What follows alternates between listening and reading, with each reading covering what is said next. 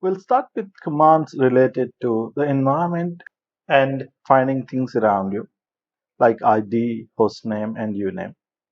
Then we'll move on to identifying disk space related commands to understand what's the space occupied in the disk, like df and du.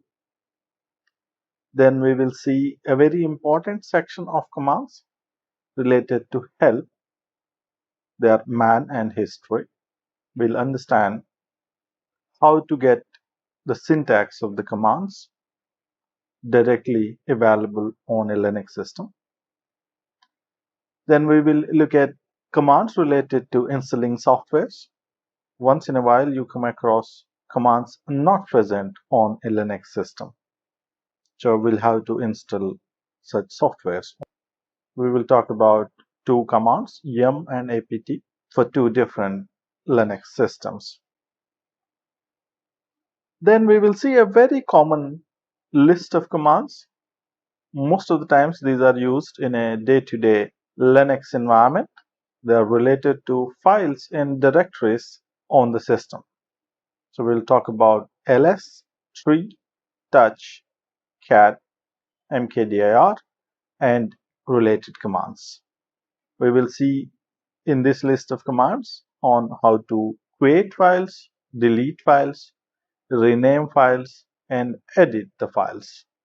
Then a very important function, how to find files on a system.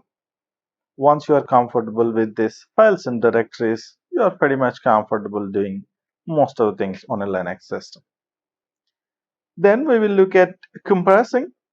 We'll look at a very old command, tar, and the next generation commands, zip, unzip, and gnu's zip, which is called gzip and gunzip.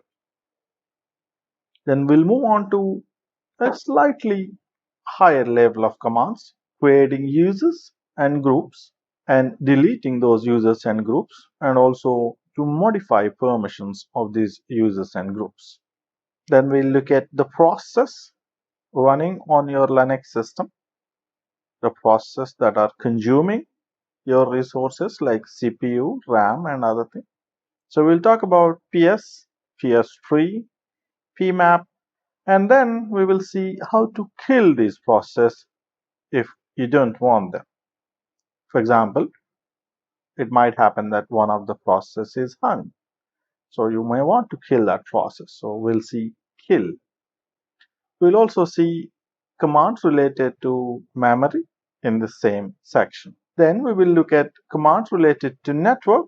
Not everybody needs these commands, but basic commands only we're going to look at.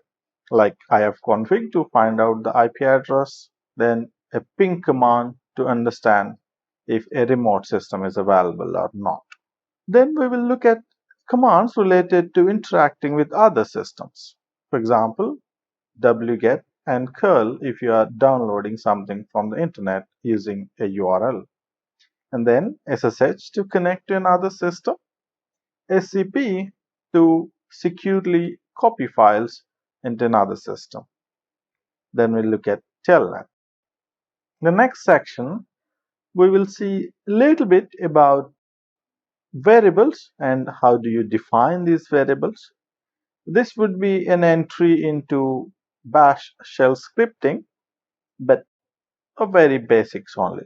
Then we will look at text processing related commands, exargs, awk, and sed. Finally, the last set of commands are system restart related commands. You may not use these commands on a daily basis, but once in a while, when you need it, they're here for your rescue. Now with that, we would pretty much cover all the commands that you would need to survive in any Linux environment. That'll be all for now. I'll see you in the next section.